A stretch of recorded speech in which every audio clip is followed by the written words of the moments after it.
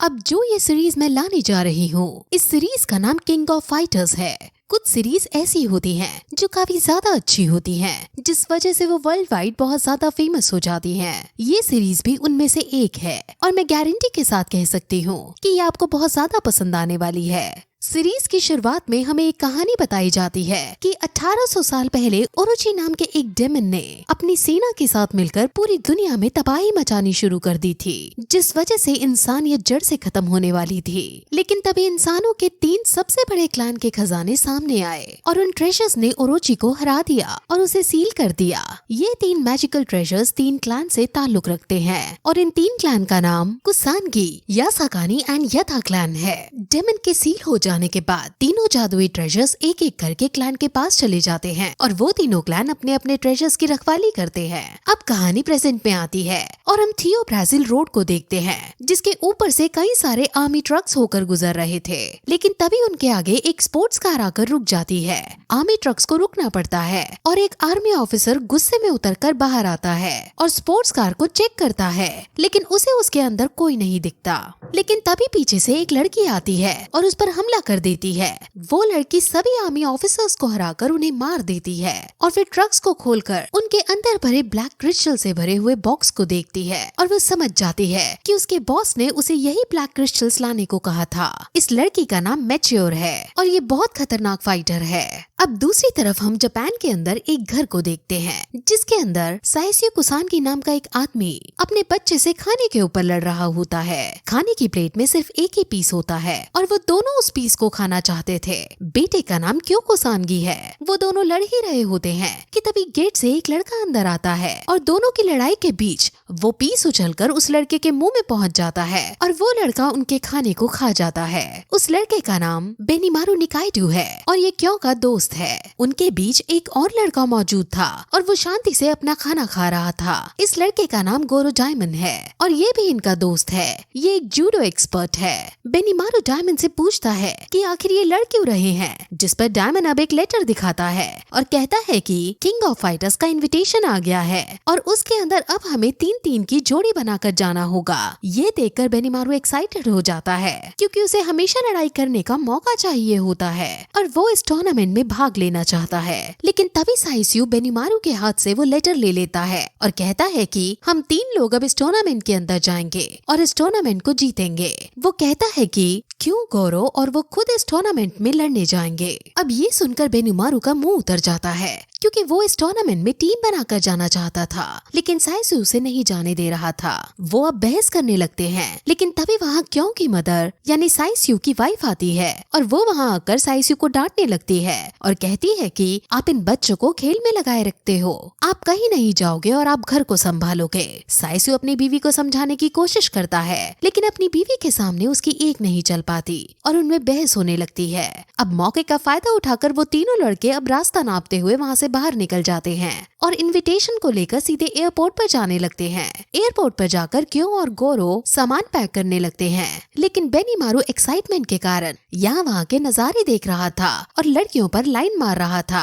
उसके पास से एक लड़की होकर गुजरती है जो उसे टकरा जाती है और लड़की को देखकर बेनिमारू उस पर भी लाइन मारने लगता है और उससे उसकी फेसबुक आईडी मांगने लगता है, लेकिन लड़की उसको बिल्कुल भाव ना देते हुए वहाँ से निकल जाती है। अब फिर वो तीनों आगे बढ़ते हैं, लेकिन तभी वो देखते हैं कि ट्रॉली तेज स्पीड में एक छोटी बच्ची से टकराने वाली है। क्यों उस छोटी बच्ची को बचाने के लिए तुरंत छोटी बच्ची के पास दौड़ता है, लेकिन उससे पहले वहाँ एक लाल कपड़े पहने लड़का पहुँच जाता है और छोटी बच्ची को बचा लेता है। उस लड़के ने लाल जैकेट और एक लाल टोपी पहन रखी थी और वो एक फाइटर प्रतीत हो रहा था। क्यों उसे देखकर बहुत इम्प्रेस हो जाता है। अब फिर हम उस लड़के को देखते हैं जो अपनी पापा की कब्र पर आया है और वहाँ वो फूल चढ़ा रहा है। वो अपने पापा को याद करता है और फिर हमें उसका पास दिखाया जाता है। वो जब 14 साल का था तब उसका भाई और उसके पापा उसका बर्थडे मना रहे थे और तीनों बहुत ज्यादा खुश थे। उसके बर्थडे पर उसके पापा ने उसे वो लाल टोपी भी दी थी और वो सब केक काट ही रहे थे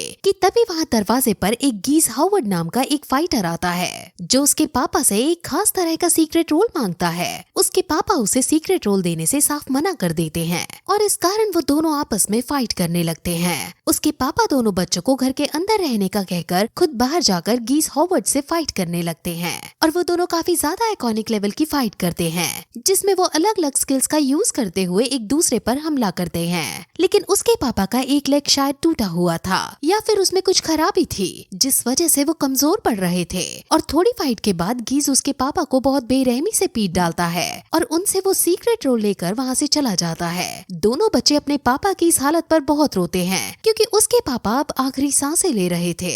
छोटे बेटे का नाम एंडी और बड़े बेटे का नाम टेरी है और अब उनके पापा दोनों को मास्टर तुंगफुरे के पास जाने का कहते हैं और बताते हैं कि अब वो ही तुम दोनों का ख्याल रख पाएंगे।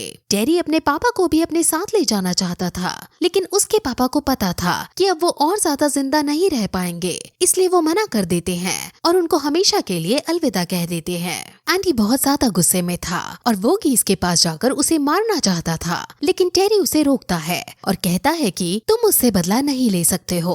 एंडी अब अपने भाई को ही गाली देने लगता है और कहता है कि तुम अगर उससे नहीं लड़ सकते हो तो मत लड़ो, मैं उसे जाकर जरूर मारूंगा। जिस पर टेरी उसे शांत करने की कोशिश करता है और जब वो शांत नहीं होता तो वो गुस्से में कहता है कि तुम मुझे तो मार नहीं पाते हो, गीस को क्या मार पाओगे। वो उसे गले से लगा देता है और फिर कहानी प्रेजेंट में आती है और टेरी अब फूल चढ़ाकर वहाँ से चला जाता है। अब फिर हम क्यों और उसके साथियों को देखते हैं जो साउथ टाउन के अंदर पहुँच गए हैं और वो वहाँ की गलियों में घूम ही रहे होते हैं कि तभी वो देखते हैं कि एक रियो साकाजाकी नाम का आदमी बहुत सारे गुंडों को पीट रहा था। रियो बहुत तगड़ा फाइटर है और वो बहुत आसानी से उन गुंडों को पीटकर उनको धूल चटा रहा था। अब वो गुंडे वहाँ से भागने लगते हैं, इसलिए रो अब उनका पीछा करते हुए वहाँ से चला जाता है, लेकिन उन सभी में से उन गुंडों का लीडर वही रह जाता है और अब क्यों उसके पास आता है और उसे सच सच बताने को कहता है कि आखिर तुमने क्या किया था। जिस पर जब वो गुंडा क्यों के ऊपर भी दादागिरी जमाने की कोशिश करता है तो गौरव आगे आता है और वो गौरव के डर से सब सच बताने को तैयार हो जाता है। अब फिर क्यों आगे बढ़ता है और टूर्नामेंट वाली जगह पर पहुंचता है और वहाँ वो रॉ को भी देखता है जो एक छोटी सी साइकिल पर वहाँ एंट्री मार रहा था।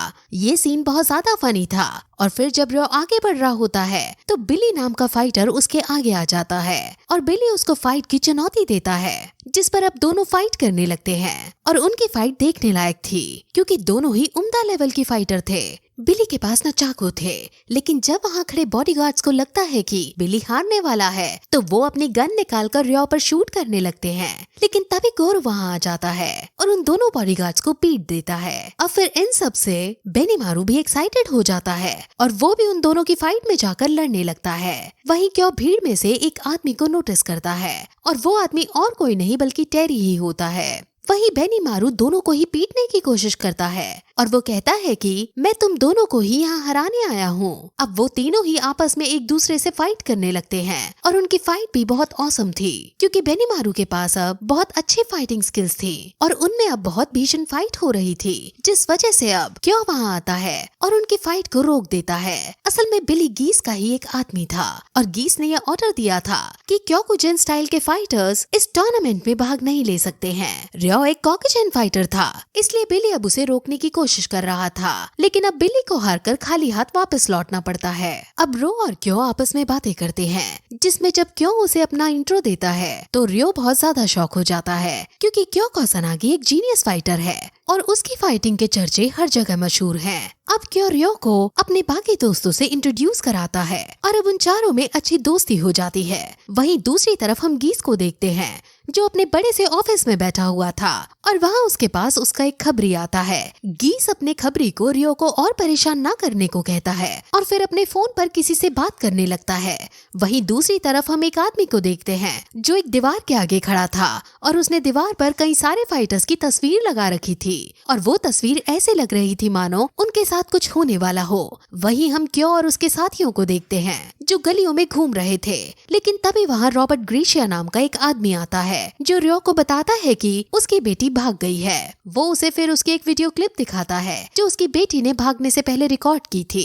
उसमें उसकी बेटी ने कहा था कि वो किंग ऑफ फाइटर्स के टूर्नामेंट में लड़ने जा रही है। असल में रियो अपनी बेटी को टूर्नामेंट में जाने से रोक रहा था, इसलिए उसकी बेटी अब चोरी चुपके से टूर्नामेंट में भाग लेने के लिए भाग गई थी। अब बेनीमारू भी उसकी बेटी को देखता है और वो समझ जाता है कि ये वही लड़की है जो एयरपोर्ट पर बेन्युमारू से टकरा गई थी।